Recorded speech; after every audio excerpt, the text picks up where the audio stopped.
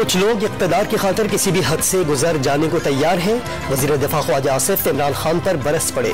कौमी असम्बली से खिताब के दौरान दावा किया कि खैबर पख्तूनख्वा हुकूमत की पूरी तवज्जो अपने लीडर को इक़्तिदार में लाने पर मरकूज है। ऑडियो लीक्स को हकीकी आज़ादी के बयानिए का पोल खोलने के लिए काफ़ी करार दे दिया।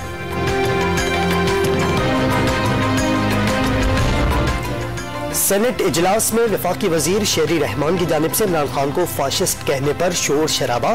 तहरीक इंसाफ के सेनेटर्स नशिस्तों पर खड़े हो गए। शेरी रहमान का अल्फाज वापस लेने से इनकार। चेयरमैन सेनेट ने रिमार्क्स हज़फ कर दिए। कायद नून लीग नवाज शरीफ ने दौरान कैद 1 साल में 2000 से ज्यादा अफराद से मुलाकातें की। जेल में तमाम सहूलियात दी गई थीं। वजीर दाखिला पंजाब हाशिम डोगर का उस वक्त के जेल अफसर के खिलाफ इंक्वायरी का ऐलान।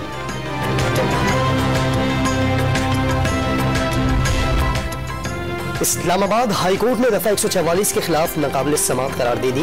तहरीक इंसाफ की जानिब से दायर दरख्वास्त खारिज कर दी गई।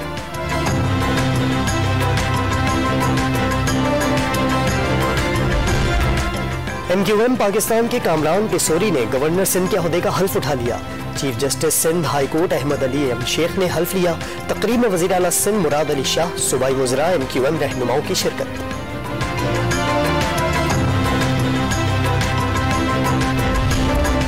इक़्तिसादी राब्ता कमेटी ने एक्सपोर्ट सेक्टर को रियायती बिजली फराहम करने की तजवीज़ मंजूर कर ली।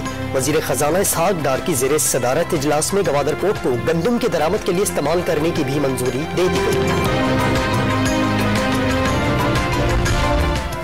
कराची में मोहलिक डेंगी मच्छर ने एक और जान ले ली। रवां साल हलाकतों की तादाद 40 हो गई। गुज़श्ता 24 घंटों में 235 मस्बत केसेस रिपोर्ट।